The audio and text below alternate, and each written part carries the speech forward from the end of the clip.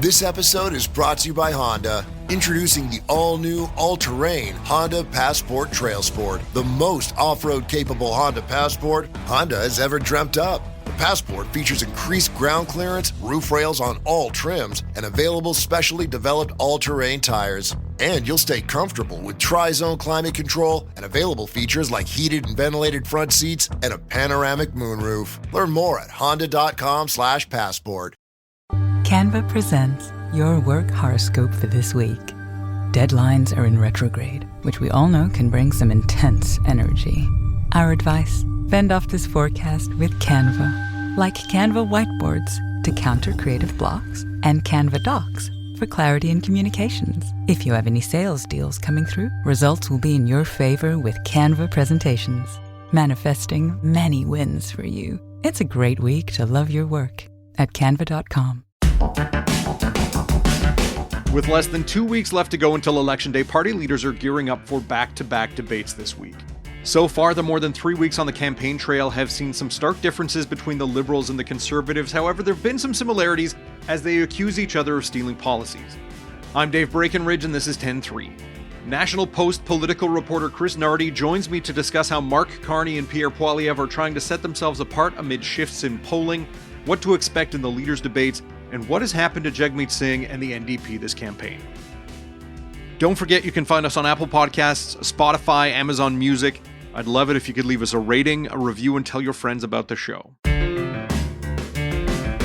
So Chris, last week we hit the halfway point in the federal election campaign, and this week the leaders are set to face off in the two official debates, in French on Wednesday and in English on Thursday. We're recording this on late Monday afternoon. Before we look ahead to the debates, I do want to kind of look backwards.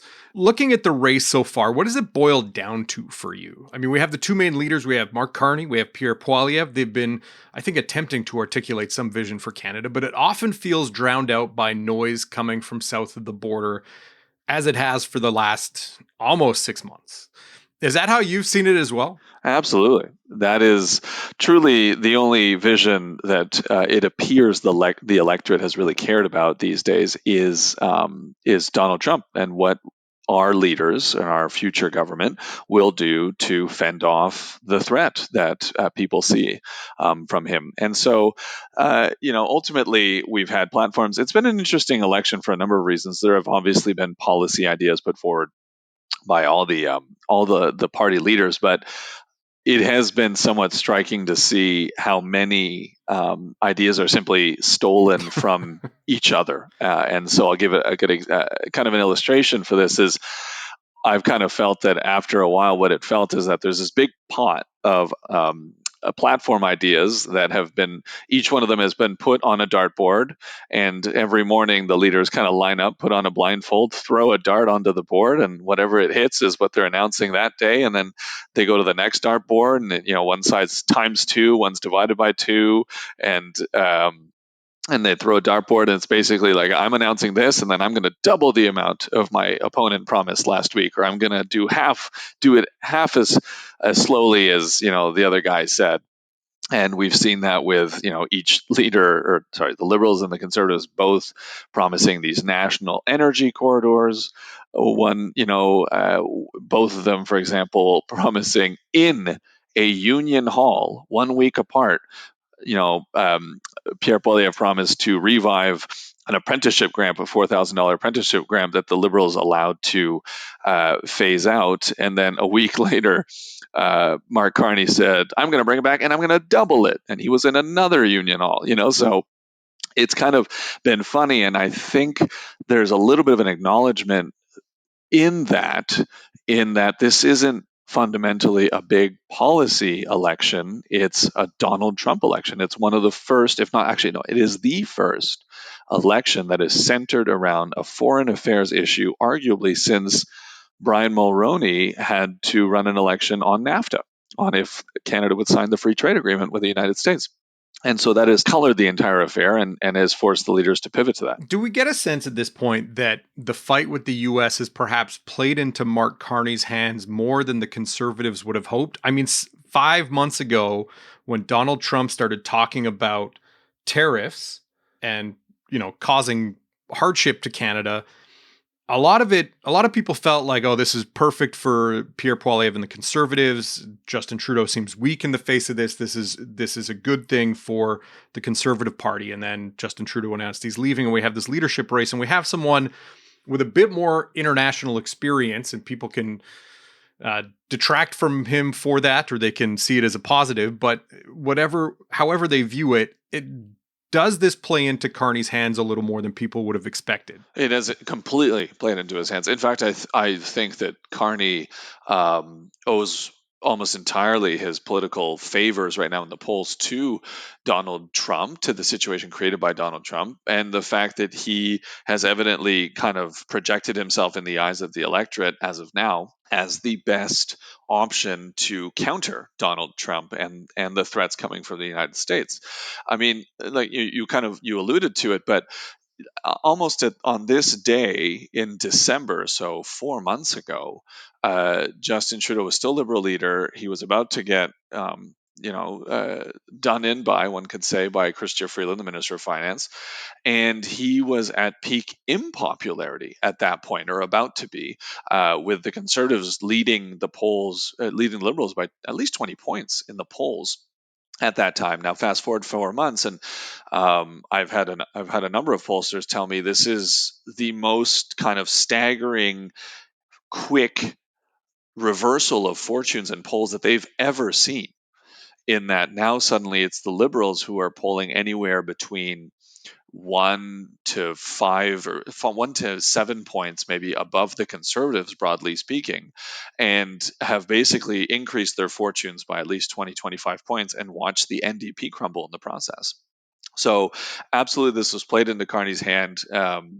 On Sunday, actually, Pierre Poilievre was on a very, very popular Quebec talk show called Tout le monde en parle, which plays on Radio Canada, and the host kind of joked about that, saying like, you never really thought that you'd say this after hitting on Justin Trudeau for so long. You would you say that you miss him in a way? And Pierre Poilievre said, like, I never thought, one day that I would say I miss Justin Trudeau, and then kind of trailed off. And obviously, he doesn't miss Justin Trudeau's policies, but he missed having that very, very effective bag that he managed to punch just so deeply into unpopular territory that it looked 4 months ago like Pierre Poilievre, no matter what would happen, would be the next prime minister. Now, lo and behold, it's a much, much closer race, and there is absolutely a chance that Pierre Poilievre does not win it. Yeah, and I mean, looking at some of those polls, and I think you're right in that the Donald Trump of everything weighs over this election and probably has a lot to do with the switch in polls. But I'm wondering if any analysts have looked at this big polling shift and thought, well, maybe it was just a case of people really didn't like the prime minister. People didn't like where he was at, because as we all know, the Liberals were starting to fall in the polls well before Trump was reelected, and well before things really heated up in terms of some of the negative impacts of a second Trump administration. Is it just that people had grown sour on the prime minister, and then with a new Liberal leader, they may be looking more favorably on that party again? I think there's a confluence of things. You're right that the change in leader for the Liberals was a boon. Because everything kind of happened at the same time, it's really hard to isolate which variable had how much of an effect. I think the Donald Trump effect is the biggest one. And I'll say that because even before Justin Trudeau officially resigned, so left his job, it was somewhere around March 14th, I think, or in those waters, his popularity levels were increasing again. So in the final weeks of his prime ministership, I guess, in February and in early March, while he was responding to Donald Trump's tariffs and tariff threats, his approval ratings were actually increasing, not dramatically.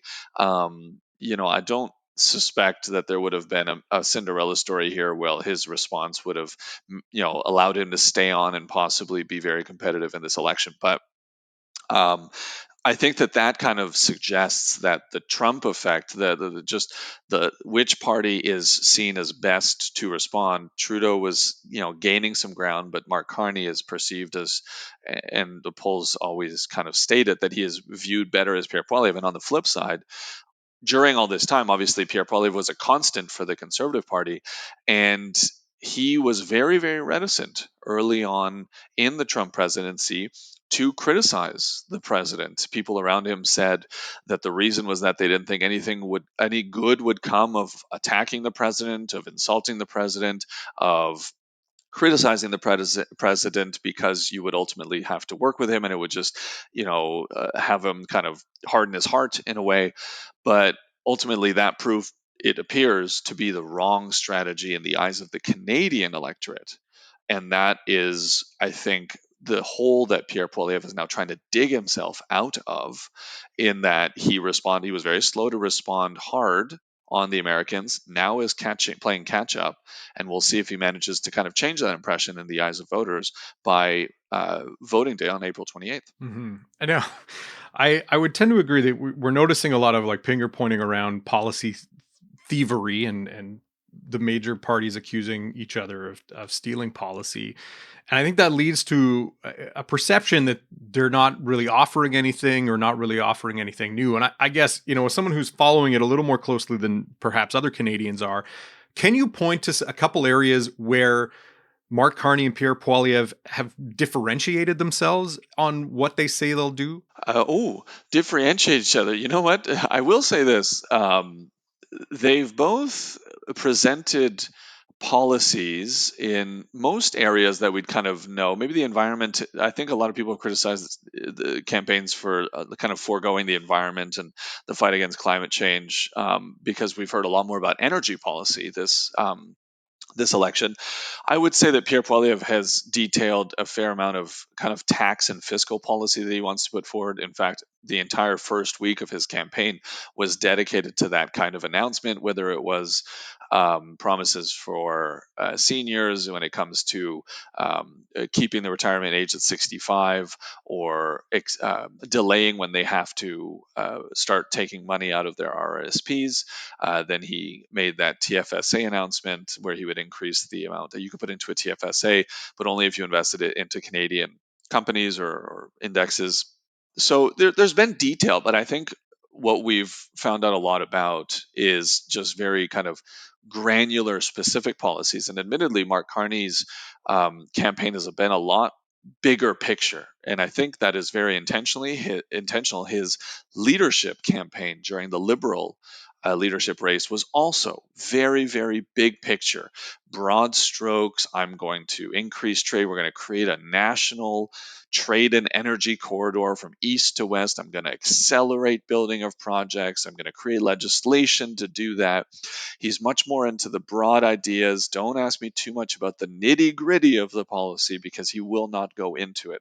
But I think where they've maybe had some disagreements, and the areas are kind of few and far between, but is one of them is crime and justice, where Pierre Poilievre has made a number of announcements promising to go much harder on criminals, on bail reform, on using the notwithstanding clause to ensure, for example, today on Monday he promised that repeat committers of what are kind of considered heinous crimes would get consecutive life sentences, as opposed, and basically he promised that they would leave jail in a coffin, essentially, and use the notwithstanding clause to do that. He's gone much harder on that specific area than Carney, who's actually in fact spoken very little, if at all, on that. And Jagmeet Singh, the NDP leader, which I have not mentioned yet, is still there, and he is making a lot of announcements, and he's focused a lot on healthcare, and promising to get a doctor for every Canadian by 2030, and putting a lot of investments into healthcare, dental care, pharmacare, which have kind of been the key policy pieces that he's been putting forward since he formed that agreement with the Trudeau Liberals. But his campaign is not getting a lot of airtime, and you can tell by the fact that he's polling at about 6%, which is a devastating low number for that party. We'll be right back.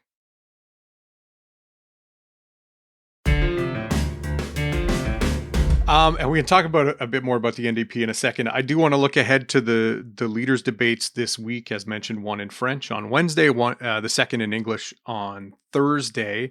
What do you see as kind of being the main goals for the party leaders? I guess we can start with the two main ones, Poilievre and Carney. What are they looking at going into the debate?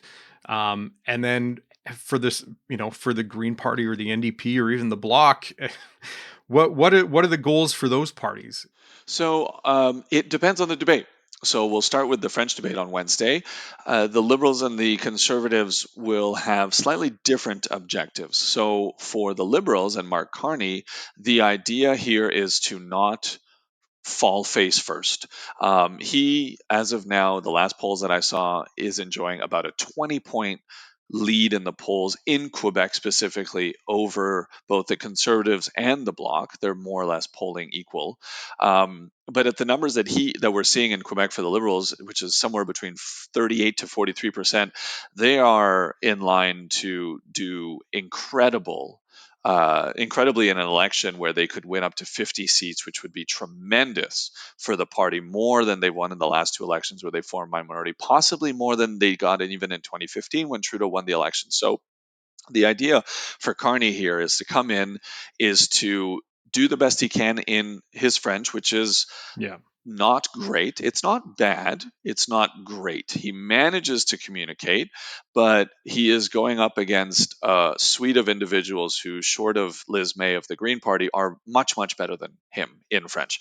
And he will be the target, right? Pierre Poilievre will be going after him. Yves-François Blanchet, the Bloc leader, will absolutely be going after him because Blanchet right now is facing a very difficult situation where his party is not making any headways because he can't propose a national, federal counterattack to Donald Trump as a regional party.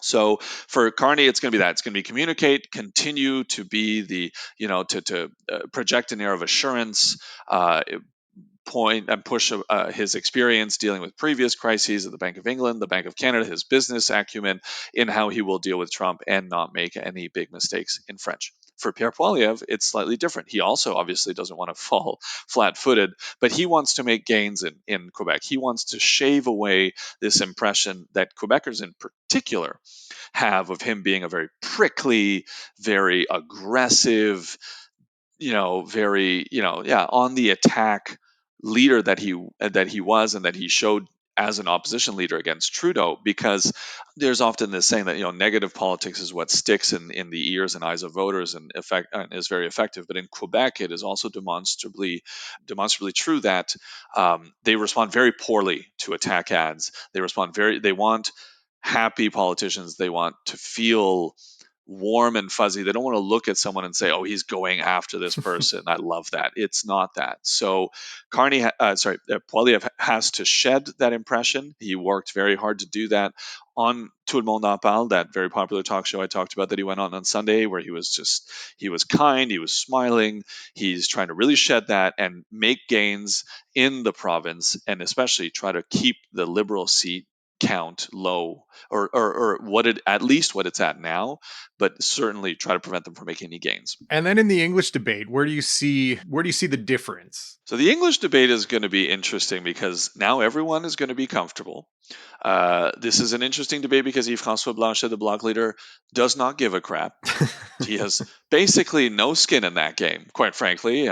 He barely ever wins seats in Montreal, which is the kind of bastion of Anglo Quebec, and so he will be a kind of an unfettered man who speaks excellent English and is there to undermine everyone if he so chooses. And so that'll be very interesting to watch him. The dynamic between Mark Carney and Pierre Poilievre will be fascinating because these are two men who need to convince the electorate again that they are the person that should be trusted on April 28th to deal with Donald Trump. We're going to be seeing this kind of new face of Pierre Poilievre. I suspect is kinder, knows how to smile, is trying to show himself as statesman-like and serious, and not just slogans: axe the tax, build the homes, fix the budget, and stop the crime, but has serious ideas behind that. And he obviously, as I mentioned, he has a lag to catch up on, because that's exactly how Mark Carney has presented himself for months now, and that impression has apparently been sticking in the eyes of voters. So I'd expect it's going to be a lot of shooting at Mark Carney. Everyone's going to be sniping at Mark Carney. So will Jagmeet Singh, who's seeing his orange support eroding significantly, actually almost entirely, to the Liberals. So everyone's going to go at Mark Carney, and Mark Carney is going to be there to get under Pierre Poilievre's skin. And what's interesting is that Carney and Poilievre, we've seen it time and time again, are actually rather irritable gentlemen Yeah. if you get under their skin in the right way. We saw we saw Mark Carney snipe at some reporters when he got annoyed at their questions on his assets. I've seen Pierre Poilievre, for example, in question period, in the House of Commons, when he would go after Justin Trudeau. There was some times when Justin Trudeau would kind of respond in kind, and when he got under Pierre's skin, Pierre gets rattled. He gets very annoyed, and he'll fire off some, like, either really crude comment, or at one point I remember he inferred that, like, they were talking about some policy issue, and Pierre Poilievre was like, well, we don't know why the prime minister left his job at West Point Grey, which is the high school in BC, when very suddenly in the middle of the year, trying to suggest basically that there might have been some sexual inappropriate behavior from Trudeau at the time, which has never been proven. And that's not the right response in that kind of case. And so I suspect that my bet is that Mark Carney is going to try to make it sound like Pierre Poilievre should sit down because the adult in the room is speaking. And on the flip side, Pierre Poilievre is going to try to paint Mark Carney as this kind of like shady businessman who doesn't have Canadians' best interest at heart. And he's going to go on a lot about his assets and about his work at Brookfield Asset Management. And we'll see who gets under whose skin first. Mm-hmm. And lastly, as you mentioned, not talked a lot about in this election has been Jagmeet Singh and the NDP. In the last 4 years, they've obviously played an outsized role in some ways, as they had their supply and confidence agreement with the Liberals, and they tried to force the Liberals to enact certain policies around dental care, around childcare, around medication. And now that Justin Trudeau is gone, it feels like the NDP are just kind of left out there. I don't think Mark Carney is super interested in continuing. I guess, well, if they win a minority government on the 28th, maybe he might change his tune. But obviously, Carney has looked to move away from that. But I'm curious as to why the NDP has faltered. Is it because they hitched their wagon so much to the Liberal Party that people with a new Liberal leader might just see the party now as, well, I don't need the NDP. We have this new guy in charge, and maybe he'll sort all of this out for us. It's honestly, it's hard to tell, Dave, exactly what it is. I suspect it's a combination of a number of things. So the first is exactly what you said. When Jagmeet Singh signed the supply and confidence deal with the Trudeau Liberals at the time, he effectively hitched his wagon to the Liberals, and they created this kind of combined platform that the two committed to to implementing. And what was rather interesting to watch during this time is how effectively, dental care came through that agreement.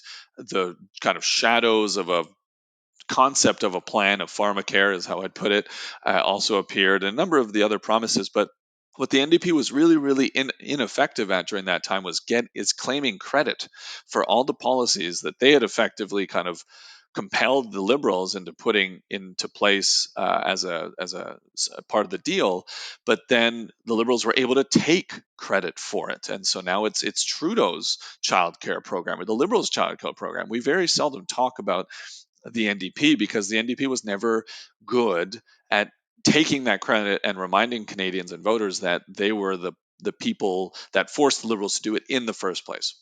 Then I think another issue is that the Liberals and the Conservatives have always traded power. I do get the sense that there's this idea amongst voters that the choice of dealing with an international issue, such as a trade war with the US, is incumbent on people who have already formed government and the parties that have already formed government. Whereas Jagmeet has never evidently projected himself successfully as someone who could be prime minister in the eyes of voters over the last two elections, because he's lost them. I suspect that has pulled him down throughout this campaign, and really not given him the kind of acumen that people want to see when they're voting for who will fight against Trump on April 28th. And then the third thing I think is that the NDP is has a lot less resources, has fundraised a lot less, has never had big financial means. Obviously, it has a much smaller team of MPs now, and since the Orange Wave of 2011, where they formed official opposition, and that also has the effect of giving them a lot less money to campaign on a broader scale, to run advertisements, to kind of be in voters' faces and remind them that they are here and that they are a viable alternative to the two other parties. There's probably innumerable other reasons why they haven't caught on, but fundamentally, they are now staring down the barrel of a 6% support in the polls, which, depending on how you kind of spread that out over the electoral map, could mean, in some of the more pessimistic projections, that they win almost no seats in April. Jagmeet Singh is at risk in his own riding. There's a lot of problems for them, and unless they pull it up from 6%, they're looking at losing official party status, come April 29th after the vote. All right. Well, I know there's been a lot to cover so far this election. There's still a lot of ground to go in the next couple of weeks before the vote, and we'll be watching closely on debate night this week. Chris, thanks for your time. It's my pleasure. Thanks so much for having me. 10-3 is produced by Sean Knox. Theme music by Bryce Hall. Thanks to my guest, Chris Nardi. More from him and more election coverage at nationalpost.com. I'm Dave Breakenridge. Thanks for listening.